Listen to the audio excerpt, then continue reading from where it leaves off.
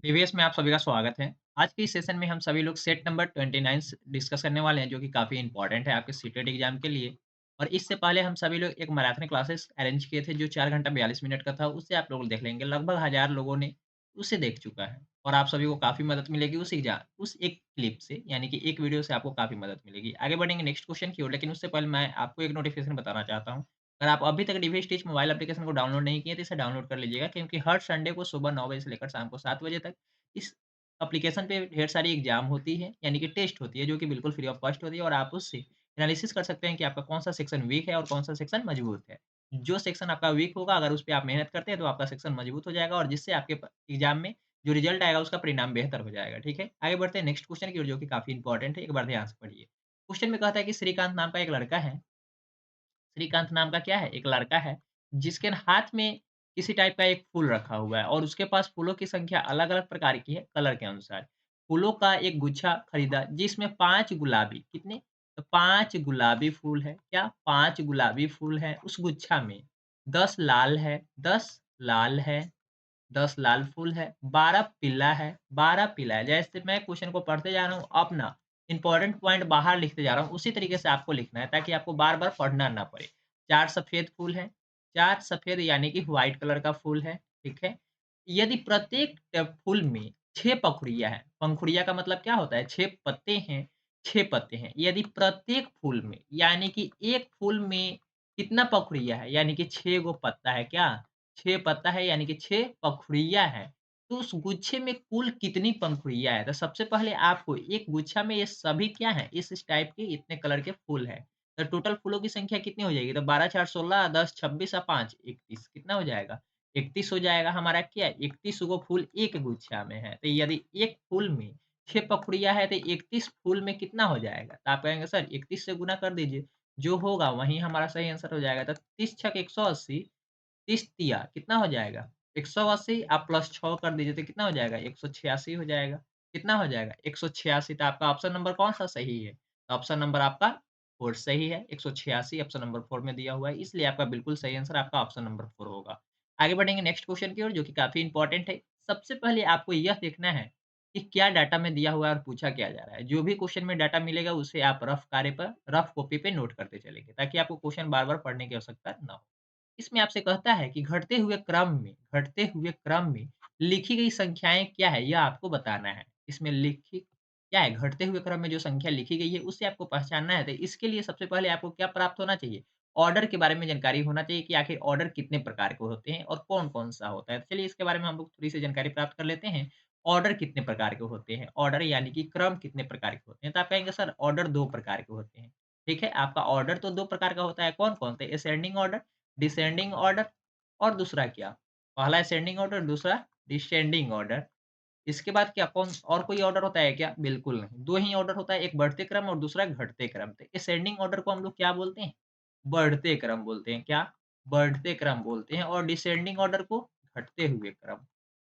क्योंकि असेंडिंग का मतलब क्या होता है? घटते हुए क्रम यानी कि घटता हुआ क्रम। कोई दिक्कत? बिल्कुल भी नहीं। असेंडिंग ऑर्डर का दूसरा नाम एक और नाम से हम लोग जानते हैं हिंदी में, अगर वह नाम आपके एग्ज़ाम में आ जाता है तो काफ़ी बहुत लड़के उस एक क्वेश्चन को छोड़ ही देते हैं, क्योंकि उसका अर्थ ही नहीं समझ में आता है, किसको आरोही और किसको अवरोही। घटते को आरोही बोलते हैं या अवरोही, इसमें कन्फ्यूज़न होने के कारण वे छोड़ देते हैं। तो जैसे ही आपसे असेंडिंग ऑर्डर का बात होती है, इसे हम लोग क्या बोलते हैं? आरोही क्रम बोलते हैं। क्या? आरोही क्रम बोलते हैं। और जब भी डिसेंडिंग ऑर्डर की बात होगी तो वह अवरोही क्रम हो जाता है। क्या? अवरोही क्रम हो जाता है। कोई दिक्कत? बिल्कुल भी नहीं। यह नाम आपके एग्ज़ाम की दृष्टि से काफ़ी इम्पोर्टेंट है और जब भी क्वेश्चन हिंदी में देता है तो अधिकतर बार आपको आरोही और अवरोही क्रम ही लिखा होता है एग्ज़ाम में। तो जब तक आपको यह नाम पता नहीं होगा कि अवरोही का मतलब क्या होता है और आरोही का क्या मतलब होता है, तब तक आप इस क्वेश्चन को डिस्कस नहीं कर सकते हैं। आपसे तो अभी जो क्वेश्चन पूछा गया उसमें डायरेक्टली लिख चुका है कि घटते हुए क्रम में, यानी कि अवरोही क्रम में आपको आंसर बताना है। लेकिन मान लीजिए वहाँ पे लिख देता आरोही क्रम, तो क्या आप बता पाते? तो बिल्कुल भी नहीं।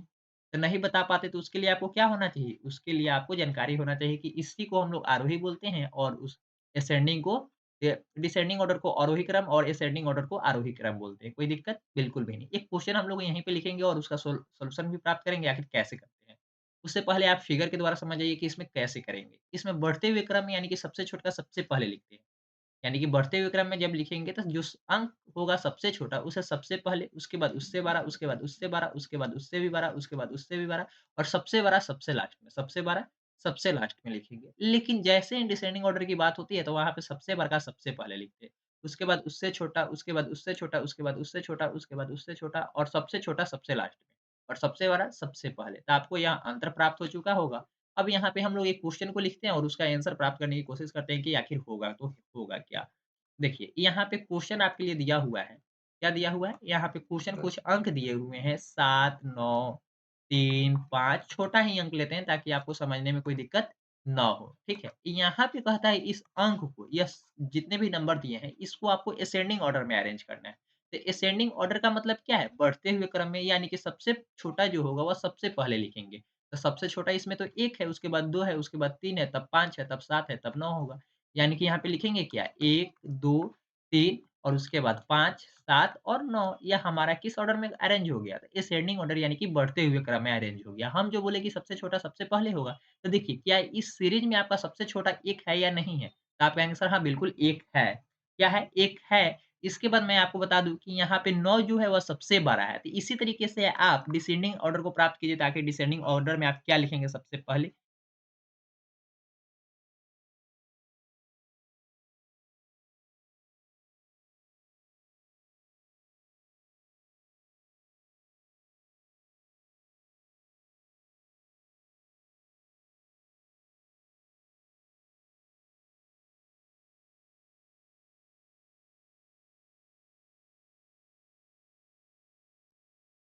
उम्मीद करता हूँ कि जो क्वेश्चन मैं आपको दिया था, नंबर आपको क्या है, तो नंबर के बारे में आपको जानकारी एक बार फिर से बता देता हूँ। उसमें था नंबर 7, 9, 5 इसके बाद 3, 2, 1 यह सीरीज़ था। तो इसमें आपको हम बोले थे कि डिसेंडिंग ऑर्डर में अरेंज करना था, तो क्या आप लोग अरेंज कर चुके हैं? तो आखिर होगा क्या? तो डिसेंडिंग ऑर्डर का सीधा-सा मतलब है कि आपको क्या घटते हुए क्रम में लिखना है। तो सबसे पहले यहाँ पे 9 लिखा जाएगा, उसके बाद 7 लिखा जाएगा, उसके बाद 5, उसके बाद 3, उसके बाद 2 और उसके बाद 1 लिखा जाएगा। यानी कि यह आपका बिल्कुल सही क्रम है डिसेंडिंग ऑर्डर के लिए। तो यहाँ पे डिसेंडिंग ऑर्डर को हिंदी में क्या बोलते हैं? हिंदी में आरोही क्रम बोलते हैं, डिसेंडिंग ऑर्डर को हिंदी में आरोही क्रम बोलते हैं और यहाँ पे आपको घटते हुए क्रम भी बोलते हैं। तो घटते हुए क्रम में आपको सबसे पहले क्या देखना है? तो सबसे बड़ा कौन है? इस सीरीज़ में देखना है सबसे बड़ा जो होगा वह सबसे पहले आएगा। तो यहाँ पे देखिए ऑप्शन नंबर 1 में 3500 है जबकि बीच में एक 5200 ऑप्शन है। तो क्या यह सही हो सकता है? बिल्कुल नहीं, क्योंकि 5200 सबसे पहले होना चाहिए, जिसकी वजह से ये आपका ऑप्शन नंबर 1 क्या हो जाएगा? गलत हो जाएगा। अब यहाँ पे देखिए ऑप्शन नंबर 3 में है 1200 और बीच में क्या है? यह 5200 है, यानी कि यह सीरीज़ बढ़ रहा है, तो आपको बढ़ता हुआ क्रम थोड़ी बताना है, घटता हुआ क्रम बताना है, जिसकी वजह से ये आपका ऑप्शन भी गलत है।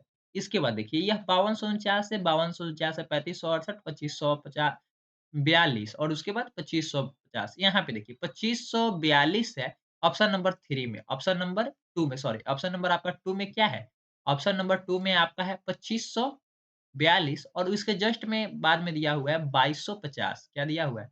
2250 और इसके बाद दिया हुआ है 1248 तो देखिए 2200 बड़ा होता है या बा 2200 बड़ा होगा या 2500 तो आप कहेंगे सर 2500 बड़ा होगा यानी कि 2500 पहले आएगा उसके बाद में 2200 आएगा क्योंकि घटता हुआ क्रम आपको बताना है। तो आपका बिल्कुल सही आंसर आपका कौन-सा हो जाएगा? आपका ऑप्शन नंबर क्या होगा? ऑप्शन नंबर 2 बिल्कुल सही है। और ऑप्शन नंबर 3 क्यों गलत है? देखिए, यहाँ पे लाख पहले दिया दिया 2200 और उसके बाद 2500 यानी कि ये दोनों सीरीज़ तो बढ़ गया ना, जिसकी वजह से आपका ऑप्शन नंबर 4 गलत है। तो मैं आपको इस सीरीज़ में आपको ये भी जानकारी बता दिया कि कौन-सा ऑप्शन क्यों गलत है और कौन-सा ऑप्शन क्यों सही है। इसके साथ ऑर्डर के जितने भी कॉन्सेप्ट थे, बेसिक कॉन्सेप्ट वो सभी डिस्कस कर लिया और जो एग्ज़ाम में नाम चेंज करके क्वेश्चन को घुमाने के लिए आपको दिया जाता है, वो नाम भी मैं आपको बता दिया हूँ। तो उम्मीद करता हूँ इस टाइप के क्वेश्चन जब आपके एग्ज़ाम में आएँगे तो उसे बिल्कुल 100% सत्य के साथ यानी कि करेक्शन के साथ उसे आप क्या कर सकते हैं? सोल्व कर सकते हैं। इसी के साथ हम अपनी क्लासेस 10 मिनट लगभग चल चुकी है, जो कि आपकी आपके लिए काफ़ी इम्पोर्टेंट थी। इस सेशन में आप बने रहिएगा। बहुत सारे स्टूडेंट ऐसे हैं, जो कि मैं महामराठी क्लासेस के बारे में डिस्कस किया था कि 4 घंटा 42 मिनट का वो क्लासेस था, तो लगभग 5 मिनट, 7 मिनट क्लासेस को देखने के बाद स्किप कर चुके हैं। तो अगर आप एग्ज़ाम में बोरिंग महसूस करेंगे, तो एग्ज़ाम का भी तो आपका 1.5 घंटा का, 2 घंटा का पेपर होता है ना, तो उसमें आप बोरिंग महसूस करेंगे तो कैसे होगा? आप आधे घंटे में क्वेश्चन पेपर को कहेंगे कि सर मेरा पूरा बन गया, ऐसा तो होगा नहीं। तो जब तक आप कंसिस्टेंट नहीं रहिएगा यानी कि नियमित रूप से कहीं भी अभ्यास नहीं कीजिएगा, तब तक आपका रिज़ल्ट बेहतर हो ही नहीं सकता। इसलिए आप पहले क्लास में कंटिन्यूटी बनाइए, उसके बाद आप अपने पेपर में इसी तरीके से आप मॉक टेस्ट भी एप्लीकेशन पे देख सकते हैं। इसी के साथ मैं आपको एक जानकारी बता दूँ, जो बच्चे कंटेंट सेक्शन में 15 जानकारी प्राप्त करना चाहते हैं, यानी कि 15 में 15 अंक प्राप्त करना चाहते हैं, उसके लिए एक बहुत ही अच्छा कोर्स है आपके लिए और पूरे बिहार में अभी 100% रिफंड पॉलिसी के साथ एकमात्र डीवीएस टीच ऑफर कर रही है कि कंटेंट पे इतना विश्वास है कि कोई बच्चा आज तक कोई क्लेम ही नहीं किया कि हमें रिफंड चाहिए, ठीक है? इसके लिए सबसे पहले अगर आपको कोर्स लेना है तो डीवीएस टीच मोबाइल एप्लीकेशन को डाउनलोड कर लीजिएगा और इस कोर्स में आपको क्या-क्या फैसिलिटी मिलेगी, क्या उपलब्ध होंगे, वो सभी जानकारी यहाँ पे दिए गए हैं। अगर किसी प्रकार की कोई समस्या हो तो दिए गए नंबर पे आप कॉन्टैक्ट कर सकते हैं। कॉन्टैक्ट करने के बाद ही कोर्स में एनरोल कीजिए। अगर कोर्स में एनरोल कर लेते हैं और उसके बाद आपको ऐसा लगता है कि हमें कंटेंट समझ में नहीं आ रहा है या कंटेंट हमारे लिए बेनिफिशियरी नहीं है, तो आप हमें इसी नंबर पे क्लेम कर सकते हैं कि सर अंडर 1 वीक यानी कि आपको 1 वीक के अंदर हमें क्लेम करना है कि सर हमें कोर्स का रिफंड चाहिए, यानी कि 100% रिफंड चाहिए। आपको रिफंड कर दिया जाएगा बशर्ते कि आपसे एक ही क्वेश्चन पूछा जाएगा कि बताइए आपको कंटेंट क्यों पसंद नहीं है? बस इतना पूछा जाएगा, आपका आंसर जो भी हो आपको 100% रिफंड कर दिया जाएगा, कोई दिक्कत नहीं है। अंडर 1 वीक गारंटी यही है कि अंडर 1 वीक के अंदर में आपको क्या करना होगा? क्लेम करना होगा। आगे बढ़ेंगे नेक्स्ट क्वेश्चन की ओर जो कि काफ़ी इम्पोर्टेंट है आपके एग्ज़ाम के लिए और उससे बेहतर भी आपके यूट्यूब चैनल पे ही बहुत अच्छा-अच्छा सेशन चल रहा है। तो इसे थोड़ा-सा ध्यान से देखिए और आप अपने दोस्तों के साथ शेयर भी कर दीजिएगा। यहाँ पे नेक्स्ट क्वेश्चन में आपसे कहता है यदि 976.21 यानी कि 21, 21 नहीं पढ़ते क्या पढ़ते हैं? दशमलव के बाद 21 2 1 ऐसे पढ़ते हैं यानी कि एक-एक अंक को पढ़ना पड़ता है। और 243.72 यानी कि 7 2 के योगफल में कहता है 976.21 और 243.72 के योगफल। योगफल को आप क्या कहते हैं? तो योगफल का मतलब सीधा-सा होता है जोड़ और इसी को इंग्लिश में एडिशन बोलते हैं, इसी को ऐड भी बोलते हैं और इसी को सम भी बोलते हैं और योगफल की जगह पे कभी-कभी एग्ज़ाम में क्वेश्चन फँसाने के लिए समायोजन शब्द का भी प्रयोग करता है। तो समायोजन का मतलब क्या होता है? सभी को एक जगह मिला देना, यानी कि मिलाना का मतलब क्या है? यानी कि जोड़ करना ही है। तो अगर आपसे योगफल बोले जो जोड़ बोले या समायोजन बोले, ऐड बोले, सम बोले, जो भी बोले, वो सभी का आंसर क्या है? जोड़ करना है। सीधा-सा मतलब है, ये दोनों को जोड़ दीजिए, तो जोड़िए। इतना क्वेश्चन पढ़िए, इसको जोड़ लीजिए। फटाक से ना जोड़ लीजिए, तो 3 हो जाएगा और 7 2 9 हो जाएगा, दशमलव के सामने दशमलव हो जाएगा, कोई दिक्कत? बिल्कुल नहीं। आगे जोड़ेंगे तो 6 या 3 9 हो जाएगा और यहाँ पे जोड़ेंगे तो 7 और 4 11 और इसके बाद 9 और 2 कितना हो जाएगा? 9 और 2 11 और 1 हाथ में का कितना हो जाएगा? 12 हो जाएगा। कोई दिक्कत? बिल्कुल भी नहीं होना चाहिए। जहाँ तक है कि उम्मीदता आपका आंसर सही निकलेगा आगे। में से 921.20 यानी कि 20 212.85 के योगफल को घटाया जाए। यानी कि इस दोनों को आपस में जोड़कर जो ये हमारा योगफल प्राप्त हो रहा है, उसको घटाया जाने की बात कर रहे हैं, यानी कि घटाने की बात हो रही है। तो 8 दूँ कितना हो जाएगा? 10, 10 के 0 हाथ में 1, 1 और 2 3, 3 और 1 कितना हो जाएगा? 3 1 4, 2 और 1 कितना हो जाएगा? 3, फिर से इधर 9 2 11 यानी कि 1134 को आपको 1219 में से घटा लेना है। तो चलिए इसको घटा लेते हैं हम लोग, फिर से यहाँ पे लिख देते हैं। घटाने की बात हो रही है यानी कि घटाना है, सब्ट्रैक्ट करना है, तो 1219.93 में से आपको घटाना है क्या है? 1134.05। जब तक आप क्वेश्चन को नहीं पढ़ेंगे तब तक आप आंसर सही नहीं निकाल सकते हैं। तो चलिए इसको घटाइए। 3 में से तो 5 घटेगा नहीं, तो क्या करेंगे आप? हासिल लेंगे यानी कि 13 बन जाएगा, 13 में से 5 गए यानी कि 8।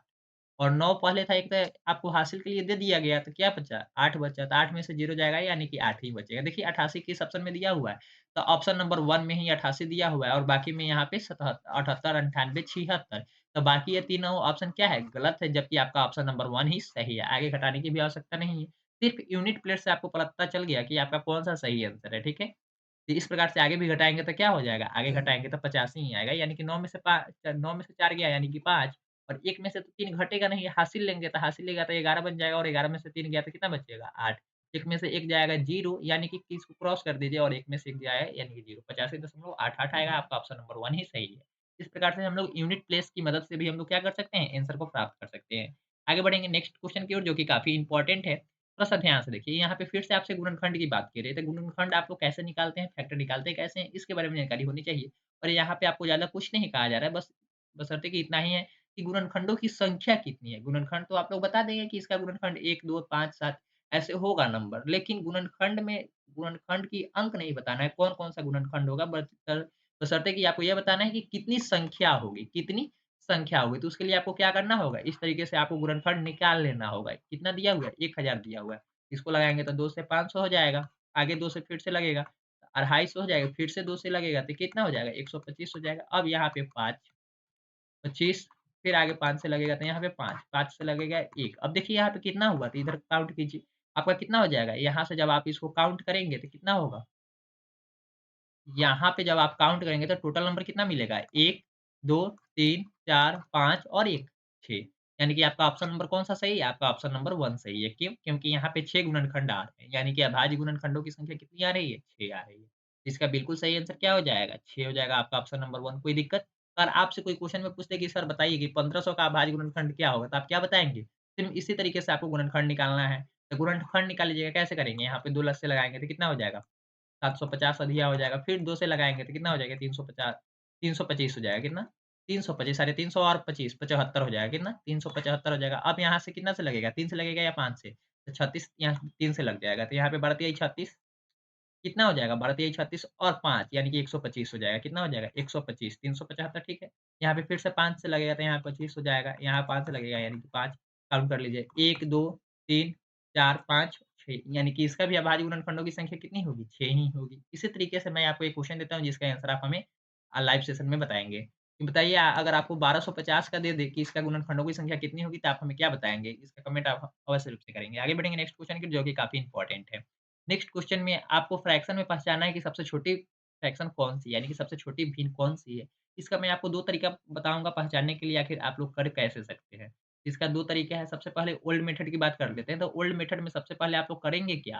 तो 4/9 दिया हुआ है, तो इसको आप लोग करेंगे सर इसको भाग कर देते हैं और जो आएगा उसके आधार पे हम लोग बड़ा-छोटा को क्या करेंगे? डिसाइड कर लेंगे। तो इस आधार पे तो आप बड़ा-छोटा को डिसाइड कर लेंगे, लेकिन इसमें देखिए 1, 2, 3, 4 तो अंक है नहीं, ज़्यादा अंक है 11/12 आप करना है, इसका आंसर क्या आएगा? 1/8 का क्या होगा? 5/36 का क्या होगा? इसके बाद है 5/72 का क्या होगा? अब देखिए यहाँ पे कोई दिक्कत? इसमें एक सीधा-सा मतलब आप देखिए तो आपको सभी अंक का यानी कि सभी डिनोमिनेटर का जो 9, 12, 8, 36 और 72 इस सभी का कहीं न कहीं आपका एलसीएम क्या आएगा? 72 ही आएगा। एलसीएम क्या आएगा? 72 ही आएगा। ओल्ड मेथड की बात करें तो इसका ओल्ड मेथड में आप लोग सीधा डिवाइड करके यानी कि 9 4 को 9 से डिवाइड करके क्या करते हैं आप लोग इसका आंसर निकालने की कोशिश करते हैं। तो ऐसे तो निकल नहीं जाएगा, 0 लगेगा यहाँ पे 4 लेकिन इसमें भाग करेंगे तो हो सकता है 2-3 अंक आपको कन्फ्यूजन में आ जाएगी आखिर पहले कौन होगा और बाद में कौन-सा होगा। तो इसके लिए मैं आपको सीधा-सा एक मतलब बताता हूँ कि आप एग्ज़ाम में यह भाग करने की तरीका भूल ही जाइए। और यहाँ पे लिख लीजिए न्यू कॉन्सेप्ट यानी कि न्यू मेथड और इसका सबसे पहले नीचे वाले डिनोमिनेटर का आपको लोग क्या निकाल लेंगे? डिनोमिनेटर को सेम करने के लिए आप सभी का एलसीएम निकाल लीजिए। क्या? एलसीएम निकाल लीजिए। तो 9, 12, 8, 36, 72 का एलसीएम निकालेंगे तो एलसीएम होगा क्या? एलसीएम निकालने का भी मैं तरीका आपको बताया था, एलसीएम निकालते कैसे हैं? एलसीएम आप लोग निकालेंगे तो ऐसे चलेंगे, 72 ही आएगा, लेकिन मैं बोल रहा हूँ इसका एलसीएम 72 ही होगा। बड़े सबसे बड़ा संख्या पहचानिए आखिर क्या है? तो आप कहेंगे सर 72 होगा, सबसे बड़ी संख्या 72 है। तो हम कहेंगे क्या आप चेक कीजिए मल्टीपल ही 72 का कोई मल्टीपल ही इसका क्या होगा? एलसीएम होगा। लेकिन उससे पहले आपको ये भी चेक करना है 72 का पहला मल्टीपल क्या 72 होगा या नहीं होगा? पहला गुणक यानी कि किसी भी संख्या में अगर आपको गुणक करना है, मल्टीपल निकालना है, तो 1 से ही गुणा करके ना अगला मल्टीपल निकालेंगे। तो 72 में 1 से गुणा करेंगे तो 72 होगा, 72 में 2 से गुणा करेंगे तो 144 होगा। इसी के साथ ये मल्टीपल आगे बढ़ता जाएगा और कभी भी किसी भी संख्या का मल्टीपल समाप्त नहीं होता, लेकिन फैक्टर समाप्त हो जाता है, गुणनखंड समाप्त हो जाता है। तो इसके लिए आप देखिए, आपको तो सबसे पहले बड़ी संख्या प्राप्त कर लिए कि आखिर इसका बड़ा संख्या है तो है कौन-सा? तो पहचान लिए ना, तो कौन है? 72 है। तो हम कहेंगे सर अब बताइए इसमें सभी अंकों को क्या 72 से डिवाइड हो रहा है या नहीं? यानी कि 9 से 72 डिवाइड हो रहा है या नहीं? हो जाएगा तो कितना मरतबा? 8 मरतबे। अब यहाँ से क्या 12 मरतबे या डिवाइड हो रहा है या नहीं? 12 से डिवाइड हो रहा है या नहीं? तो हो जाएगा 12 छक 72 यानी कि डिवाइड हो जा रहा है। अगर डिवाइड नहीं होता 8 से डिवाइड होगा कि नहीं? हो जाएगा। 36 से डिवाइड होगा या नहीं? तो 36 से भी डिवाइड हो जाएगा। और किसी भी जब किसी का मल्टीपल निकालते हैं तो मल्टीपल व खुद संख्या से क्या होता है? डिवाइड होता ही होता है। जैसे ही ये डिवाइड सभी संख्याएँ हो जाएगी, यानी कि हमारा एलसीएम फर्स्ट मल्टीपल ही हो जाएगा। जहाँ पे जिस मल्टीपल को सभी अंक डिवाइड कर देंगे, यानी कि काट देंगे, हमारा एलसीएम वही होगा। तो क्या होगा इसका एलसीएम? 72 होगा। अगर आपको विश्वास नहीं है, तो चलिए हम लोग लॉन्ग मेथड से भी एलसीएम निकाल लेते हैं। तो एलसीएम निकालने के लिए सबसे पहले 2 से लगाते हैं। लगा लीजिए यहाँ पे 9 तो कटेगा नहीं तो 9 रहेगा, 12 6 हो जाएगा, यहाँ पे 8 का बदले में 4 लिखेंगे और 18 का अधिया 36 का अधिया कितना होगा? 18 72 का अधिया 36 फिर से 2 से लगाइए, कितना? 2 से फिर 9 का 9 3 और यहाँ पे 2 यहाँ पे 4 यहाँ पे 18 फिर ये क्या कितना से लगेगा? 2 से लगेगा, 9 के सामने 9 3 और यहाँ पे 1 यहाँ पे 2 यहाँ पे 9 अब यहाँ पे 3 से आप लगाएँगे क्या? 3 से तो 3 तिहाई के 9 3 एकम 3 1 के 1 2 के 1 और यहाँ पे 3 अब ये फिर से कितना से लगेगा? 3 से लगेगा तो 1, 1, 1 यहाँ पे 2 का 2 और 3 का 1 हो जाएगा, कोई दिक्कत? अब यहाँ पे आपको मल्टीपल कर लेना है, एलसीएम तो आप लोग ऐसे ही निकालते हैं 2 गुना 2 गुना 2 तो कितना हो गया 8 गुना 3 यानी कि 72 72 72 दूना कि 1 मिनट इसको फिर से आप कैलकुलेट कर लीजिए क्या होगा? 2, 2 दूना 4, 4 दूना 8, 8 तिरी 24, 24 तिया 72, 24 तिया 72 आखिर यह 2 कहीं न कहीं गलत है देखिए। यहाँ पे यह 2 18, 4 चौका 16 यहाँ पे गलत है। देखिए या 18 का अधिया तो कि 36 का अधिया 18 तो होगा, 18 का अधिया अब क्या हो जाएगा? 9 हो जाएगा, क्या होगा? यहाँ पे 9 हो जाएगा, 9 होगा और 9 तो 2 से कटेगा ही नहीं, यानी कि यहाँ पे 9 ही चलेगा, 9 ही चलेगा, 9 आप 3 से डिवाइड करेंगे तो यहाँ पे 3 आएगा, यहाँ पे 3 आएगा और 3 को 3 से लगाएँगे यानी कि यहाँ पे 1 आएगा। हम बोल रहे थे कहीं न कहीं मिस्टेक हुआ था, आखिर क्या हुआ था मिस्टेक? यह 36 का जो फैक्टर था वह हम लोग गलत निकाल चुके थे, तो इसका आप गुणा करेंगे तो 2 गुणा कर लीजिए, 2 दूना कितना हो जाएगा? 2 दूना 4, 4 दूना 8, 8 तिरी 24, 24 तिया 72 अब 72 में 1 से गुणा करेंगे तो एलसीएम क्या आ जाएगा? 72 ही।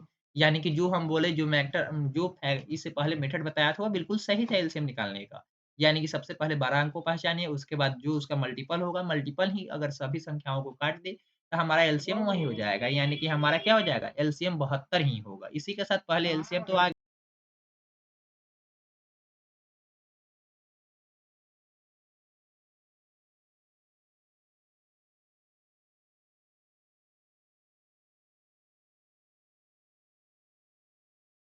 आप लोग एलसीएम निकाल लिए हैं, इसके आगे का मेथड यह है कि एलसीएम निकालने के बाद क्या करेंगे आप? एलसीएम निकालने के बाद इसको डिनोमिनेटर को इक्वल करेंगे। डिनोमिनेटर तो इक्वल हो ही गया एलसीएम निकालने की मदद से। तो एलसीएम आखिर आया क्या? तो 72 आ गया। एलसीएम क्या आया? 72 आ गया।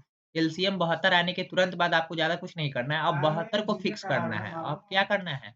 एलसीएम को 72 आया है तो 72 ही रखेंगे और यहाँ पे 4/9 4/9 को आप 72 9 से कितना मतलब है आपको डिवाइड करना है तो 8 यानी कि 9 आठे 72 तो ऊपर भी 8 से गुना करेंगे। तो 8 चौका 32 आगे करेंगे तो यहाँ पे 12 इसके लिए भी 72 डिनोमिनेटर तो सेम ही रहेगा 11/12 भी फिक्स रहेगा। अब 12 को 72 से डिवाइड कर दी तो 6 आएगा 12 11 छक 66 यानी कि 66 बचता।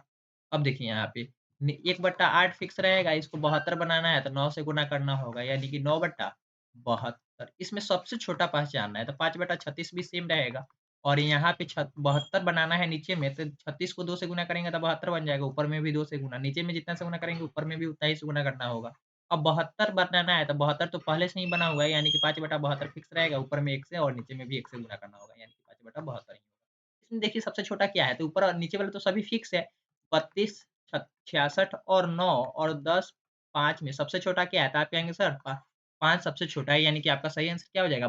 5/72 ही बिल्कुल सही है। यानी कि सबसे छोटा इसमें भिन्न कौन-सा है? 5/72 यानी कि आपका ऑप्शन नंबर 4 सही है। मेथड आपको पता लग गया, एलसीएम निकालते कैसे हैं वो भी पता लग गया और इसके साथ आपको कैसे डिवाइड यह जानकारी प्राप्त करना है कि कौन-सा फ्रैक्शन बड़ा है, कौन-सा फ्रैक्शन छोटा है, उसके लिए 2 मेथड। पहला आप डिवाइड करके निकाल सकते हैं जो कि आप सभी लोग कर ही रहे हैं।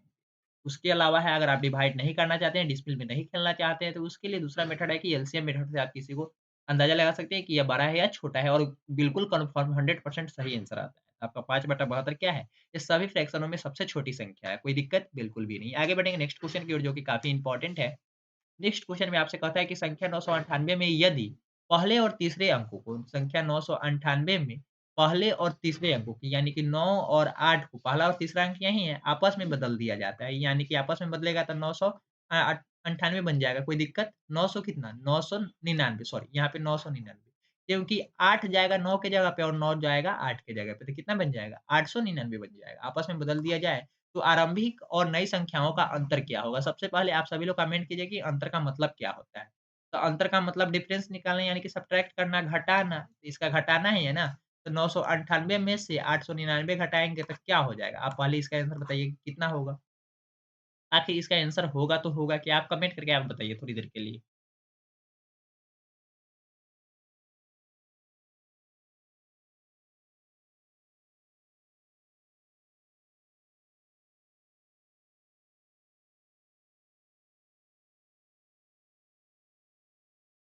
उम्मीद करता हूँ आप सभी लोग घटा लिए होंगे। 8 में से तो 9 घटेगा नहीं तो आप क्या करेंगे? हासिल लेंगे। यानी कि 8 हासिल लेगा तो 18 बन जाएगा, 18 में से 9 गया यानी कि 9 बचेगा। और ये 9 था 9 में से तो 1 हासिल दे दिया यानी कि 8 बचा हुआ है, 8 में से तो 9 फिर से नहीं घटेगा तो क्या करेगा? 1 हासिल लेगा। तो ये 18 बनेगा, 18 में से 9 गया यानी कि 9 ठीक है? अब यहाँ पे 9 था पहले, लेकिन अब 1 हासिल दे दिया 8 बचा, 8 में से 8 गया यानी कि 0 कितना होगा इसका? घटाने पर कितना आएगा? तो 99 आएगा, कोई दिक्कत बिल्कुल भी नहीं। यहाँ पे इस क्वेश्चन के लिए मेन यही था कि पहले और तीसरे अंकों को आपस में चेंज करना है कि तो नई संख्या कौन-सी बनेगी? तो 899 बनेगी, कोई दिक्कत नहीं होनी चाहिए। आगे बढ़ेंगे नेक्स्ट क्वेश्चन की ओर जो कि काफ़ी इम्पोर्टेंट है आपके एग्ज़ाम के लिए। देखिए, यहाँ पे आपको कौन-कौन कितने डिग्री का होता है, अगर आपको यह पता है तो बिल्कुल सही आंसर निकाल सकते हैं, अन्यथा आपसे नहीं बनेगा। न्यून कोण कितने डिग्री को कहते हैं, कितना डिग्री से कम को, अधिक कोण कितना डिग्री को कहते हैं, रिजिव कोण कितना को कहते हैं और समकोण कितने डिग्री के कोण को कहते हैं, ठीक है? अगर ये जानकारी पता होगी तभी इस क्वेश्चन को आप अटेम्प्ट कर सकते हैं, अन्यथा आपसे अटेम्प्ट नहीं होगा। तो सबसे पहले देखिए, नीचे दी गई तालिका में 2 स्तंभ दिया हुआ है, एक्स और वाई, ठीक है? एक्स स्तंभ एक्स में यानी कि रॉ एक्स में दिए गए कोणों के प्रकार से स्तंभ वाई में दिए गए कोण की माप से मिलान कीजिए। यानी कि न्यून कोण क्या होगा? अधिक कोण कौन-सा होगा? समकोण कौन-सा होगा? रिजिव कोण कौन-सा होगा? इसके साथ इसको मिलाना है, ठीक है? कौन-सा किसके साथ मिलाने पर यह बिल्कुल सही मिलान बनेगा। तो सबसे पहले देखिए, आप तो इतना ही हमारे सेशन में लगभग 28 सेशन कंप्लीट हुए, तो उसमें आपको हर एक सेशन में कम से कम समकोण की तो बात होती ही होती है। तो समकोण को इंग्लिश में हम लोग राइट एंगल बोलते हैं। क्या बोलते हैं? राइट एंगल बोलते हैं और जब भी समकोण या राइट एंगल की बात होती है, तो वहाँ पे मैं आपको ये भी बताता हूँ कि इसका डिग्री जो बनता है, वह 90 डिग्री का होता है। कितने डिग्री का कोण बनता है? तो 90 डिग्री का बनता है। यानी कि नब समकोण की जगह पे हम क्या देखेंगे? 90 किस ऑप्शन में है? तो देखिए, डी के साथ किसको मिलाएँगे? तो डी के साथ आपको बी को मिलाना है। डी के साथ किसको मिलाना है? बी को, यानी कि समकोण के साथ 90 को मिलाना है। तो देखिए, डी के साथ बी कहाँ पे मिला हुआ था? आपका ऑप्शन नंबर 1 में मिला हुआ है, ऑप्शन नंबर डी में भी मिला हुआ है। यानी कि ऑप्शन नंबर 1 और 4 में मिला हुआ है, बाकी ऑप्शन नंबर 2 और 3 में डी और सी मिलाया गया है, यानी कि वो बिल्कुल गलत है। आपका जब भी सही होगा तो या तो ऑप्शन नंबर 1 सही होगा या ऑप्शन नंबर कौन-सा सही होगा? तो आपका ऑप्शन नंबर डी सही होगा। तो देखिए, आगे चेक कर लेते हैं कौन-सा है। तो ए के साथ ऑप्शन नंबर 1 में भी ए के साथ डी को मिलाया, ऑप्शन नंबर 4 में भी ए के साथ डी मिलाया। यानी कि न्यून कोण की जगह पे क्या होगा? 45 डिग्री, और न्यून कोण हम लोग कहते हैं क्या है? तो 0 डिग्री से 12 और 90 डिग्री से क्या? 90 डिग्री से छोटे कोण को हम लोग क्या कहते हैं? न्यून कोण कहते हैं। तो क्या ये 45 डिग्री है? यानी कि यह बिल्कुल सही मिलाया गया है। ऑप्शन नंबर 1 में 1 को डी के साथ मिलाना होगा। अधिक कोण हम लोग कहते हैं किसको है? तो अधिक कोण की जगह पे ये आकर फँसेगा। देखिए, सबसे पहले रिजिव कोण किसको कहते हैं? तो रिजिव कोण आप 180 डिग्री को कहते हैं। किसको कहते हैं? 80 डिग्री को रिजिव कोण कहते हैं। 80 डिग्री कोण को कितना डिग्री कहते हैं? 80 डिग्री के एंगल को क्या कहते हैं? उसका नाम क्या है? तो रिजिव कोण कहते हैं। यानी कि सी को आपको ए के साथ मिलाना है। तो ऑप्शन नंबर 1 में सी को सी के साथ मिला दिया गया है, जो कि बिल्कुल क्या है? गलत है। तो आपका ऑप्शन नंबर 1, 2, 3 गलत हो गया, तो कौन-सा सही है? आपका ऑप्शन नंबर 4 बिल्कुल सही है। कोई दिक्कत बिल्कुल नहीं। आगे चलेंगे नेक्स्ट क्वेश्चन की ओर। इसी तरीके से आप इसमें नाम याद कर लीजिए, न्यून कोण कितने डिग्री को कहते हैं? तो 0 डिग्री से 12 और 90 डिग्री से छोटा कोण हो तो उसे न्यून कोण के नाम से जानेंगे, यानी कि एक्यूट एंगल के नाम से जानेंगे। कोई दिक्कत? अधिक कोण की बात हो तो 90 डिग्री से 12 और 180 डिग्री से छोटे कोण को हम लोग अधिक कोण कहते हैं। क्या कहते हैं? अधिक कोण कहते हैं। यहाँ पे 120 डिग्री हो जाएगा। रिजिव कोण हम लोग 180 डिग्री के कोण को कहते हैं और समकोण की बात हो तो 90 डिग्री के एंगल को समकोण कहते हैं। कोई दिक्कत? नहीं। आगे बढ़ेंगे नेक्स्ट क्वेश्चन की, जो कि काफ़ी इम्पोर्टेंट है। एक बार ध्यान से पढ़ भी लीजिए क्वेश्चन को। कहता है, एक वृत्त में कितनी सम्मिश्र रेखाएँ खींची जा सकती है? एक वृत्त में। तो वृत्त का एंगल तो कुछ इसी टाइप से होता है, यानी कि इसका फिगर तो कुछ इसी तरीके से होता है ना? तो वृत्त का जब फिगर में बात हो तो इसमें कितनी सम्मिश्र रेखाएँ खींची जा सकती है? 1, 2, 3, जितनी भी मन हो उतनी खींच सकते हैं। कितनी? हॉरिज़ॉन्टली और वर्टिकली हम सिमेट्रिकल लाइन खींच सकते हैं। तो हॉरिज़ॉन्टल भी खींचेंगे तो देखिए, क्या दोनों तरफ का फेस सेम मिल रहा है या नहीं मिल रहा है? कितना खींच लिए? अनगिनत खींचेंगे। कितना गिनेंगे? अनगिनत, और इसका कोई भी अंत नहीं है, यानी कि अप्रमित इसका बिल्कुल सही आंसर हो जाएगा। कितना हो जाएगा? अप्रमित, इसका ऑप्शन नंबर 2 यानी कि अनडिफाइंड इसका सही आंसर होगा। एक वृत्त में हम अप्रमित रूप से अनेक क्या सममिति रेखाएँ खींच सकते हैं। इसका ऑप्शन नंबर बिल्कुल 2 सही हो जाएगा। आगे बढ़ेंगे नेक्स्ट क्वेश्चन की ओर, जो कि काफ़ी इम्पोर्टेंट है और आपको समय घटाने की बात कहा जा रहा है। यानी कि सुबह में घड़ी में 9 बजकर 10 मिनट टाइम हो रहा है, इसमें से आपको घटाना क्या है? तो 4 घंटा 20 मिनट पहले कौन-सा टाइम है? 4 घंटा 20 मिनट पहले कौन-सा टाइम होगा, यही आपको बताना है। तो ध्यान से देखिए, आपको 10 में से तो 20 मिनट घटेगा नहीं, तो इसके लिए आपको घंटा हाथ से लेना होगा। तो 1 घंटा में कितना मिनट? तो आप कहेंगे सर 1 घंटा में 60 मिनट होता है। क्या 1 घंटा में 60 मिनट होता है? तो क्या 8 घंटा और 60 मिनट हम कॉमन लिए तो 10 मिनट पहले से ही था। 60 और 10 जोड़ेंगे तो कितना हो जाएगा? 70 मिनट हो जाएगा। ठीक है? और हमको घटाना क्या है? 4 घंटा 20 मिनट घटाना है। 4 घंटा 20 मिनट घटाना है। तो क्या हम 9 घंटा 10 मिनट यानी कि 9 बजकर 10 मिनट को क्या 8 घंटा 70 मिनट लिख सकते हैं या नहीं लिख सकते? बिल्कुल लिख सकते हैं। तो लिखेंगे तो घटाने की बात हो रही है, पहले की बात हो रही है, यानी कि घटाना ही होगा। तो 70 में से 20 गया तो कितना हो जाएगा? 50 मिनट हो जाएगा। तो देखिए आपका ऑप्शन नंबर किस में 50 मिनट दिया हुआ है? तो यहाँ पे तो 20 दिया हुआ है, यहाँ पे 30 दिया हुआ है, यहाँ पे 30 दिया हुआ है। तो आपका ऑप्शन नंबर 1, 2 और 3 क्या हो जाएगा? गलत हो जाएगा। तो सही क्या है? आपका ऑप्शन नंबर 3 बिल्कुल सही है। क्या हो जाएगा? 50 मिनट, यहाँ पे 4 घंटा हो जाएगा। 4 घंटा 50 मिनट इस क्वेश्चन का बिल्कुल सही आंसर है। आगे बढ़ेंगे नेक्स्ट क्वेश्चन की ओर, जो कि आपका ऑप्शन नंबर 3 सही था। आगे बढ़ेंगे नेक्स्ट क्वेश्चन की ओर। एक क्वेश्चन को ध्यान से पढ़िएगा। यहाँ पे कहता है कि सीमा नाम की एक लड़की है। सीमा नाम की क्या है? एक लड़की है, जो उसके पास 5.1 मीटर लंबाई की साड़ी खरीदी है। उसके पास एक ड्रेसिंग पेपर है। ड्रेसिंग पेपर है 30 सेंटीमीटर का। कितना सेंटीमीटर का? यह साड़ी का लंबाई है। कितना है? 5.1 मीटर और 30 सेंटीमीटर लंबा क्या है? उसके पास ड्रेसिंग पेपर है। क्या है? पेपर है, यानी कि उससे कढ़ाई-वढ़ाई करने वाला जो भी पेपर होता है, उसका लंबा एक डिज़ाइन करने वाला क्या है? पेपर है। एक सुंदर डिज़ाइन है। इस ड्रेसिंग पेपर की सहायता से वह इस साड़ी की एक लंबाई को इस डिज़ाइन से ड्रेस करना चाहती है, जिससे वह बाद में पेंट करेगी। क्या करना चाहती है? बाद में वह पेंट करेगी। उसे कितनी बार इस ट्रेसिंग पेपर का प्रयोग करना होगा कि उसका उद्देश्य पूरा हो जाए? तो साड़ी की लंबाई क्या है? 5.1 मीटर है, जबकि पेपर का लंबाई क्या है? यानी कि जो डिज़ाइन है उसका लंबाई कितना है? तो 30 सेंटीमीटर है। तो दोनों को आपको क्या चेंज करना होगा? दोनों को आपको सेंटीमीटर में, यानी कि 1 यूनिट में लाना होगा, 1 मात्रक में लाना होगा। तो आप मीटर को सेंटीमीटर में चेंज कर लीजिए तब, या सेंटीमीटर को मीटर बना लीजिए, तब आपको जो बेहतर लगता है वह कर लीजिए। तो सबसे पहले 1 मीटर बराबर कितना सेंटीमीटर होता है? तो 100 सेंटीमीटर होता है। कितना? 100 सेंटीमीटर होता है। कितना होता है? 100 सेंटीमीटर होता है। तो 5.1 मीटर को अगर आप सेंटीमीटर में लिखेंगे तो लिखेंगे क्या? तो आप लिखेंगे 510 सेंटीमीटर। कितना? 510 सेंटीमीटर। और पेपर का लंबाई कितना है?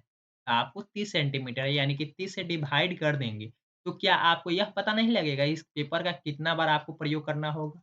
तो 510 को अगर आप 30 से घटाएँगे तो ती 0 से 0 कट जाएगा और 3 से 51 कटेगा, यानी कि कितना? 17 बार इस पेपर का प्रयोग करेगा। पेपर का 17 बार प्रयोग करेगा तो साड़ी पे दिए गए सारे लंबाई को कवर कर लेगा और उसका उद्देश्य जो है वह पूर्ण हो जाएगा।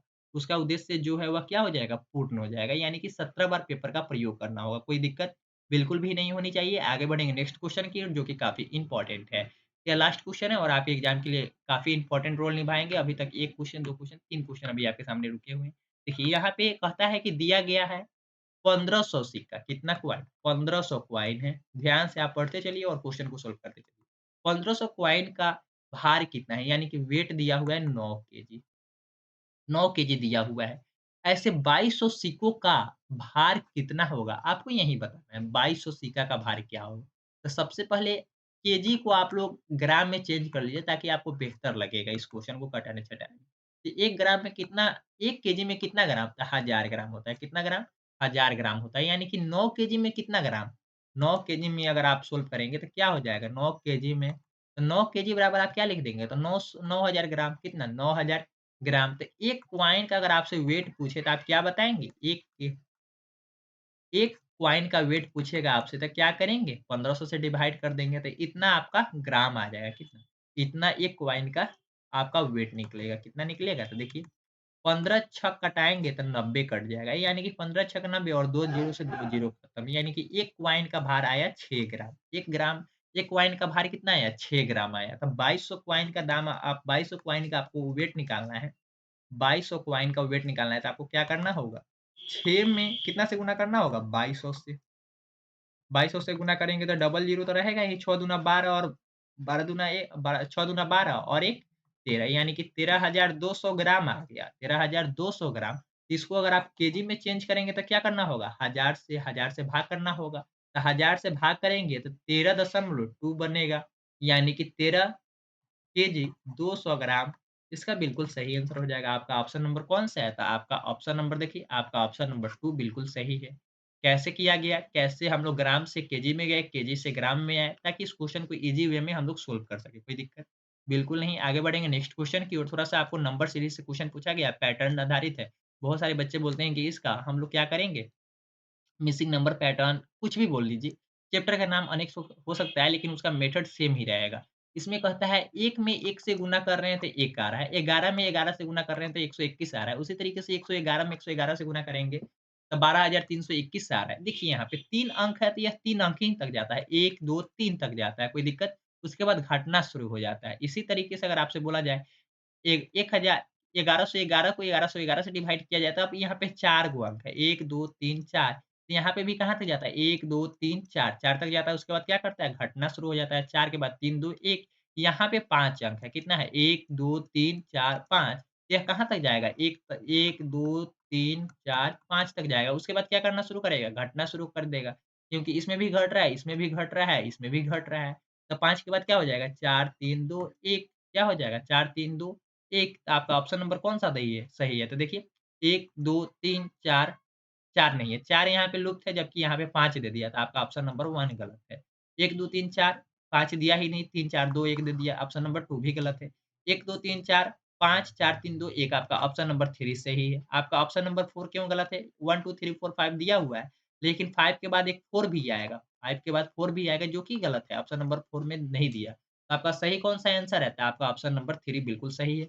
यह डाटा जो यहाँ पे अंक आया है, वही अंक आपका ऑप्शन नंबर 3 में भी दिया हुआ है। तो जो सॉल्यूशन करने के बाद जो अंक प्राप्त होता है, वही इसका बिल्कुल सही आंसर होता है। तो जो जिस ऑप्शन पे मिलेगा, वही आपका क्या हो जाएगा? ऑप्शन नंबर सही हो जाएगा। आगे बढ़ेंगे नेक्स्ट क्वेश्चन की ओर, जो कि काफ़ी इंपॉर्टेंट है और आज का सेशन का अंतिम क्वेश्चन है। थोड़ा-सा ध्यान से पढ़िएगा, तो काफ़ी इंपॉर्टेंट है। किसी चित्ररेख में क्या दिया हुआ है? किसी चित्रलेख में 1000 समाचार पत्र, कितना समाचार पत्र है? तो 1000 समाचार पत्र है। समाचार क्या है? समाचार पत्र है। कोई दिक्कत बिल्कुल नहीं होनी चाहिए। समाचार पत्र पढ़ने वाले व्यक्तियों को किसी विशेष प्रतीक के प्रयोग द्वारा निरूपित किया जाता है।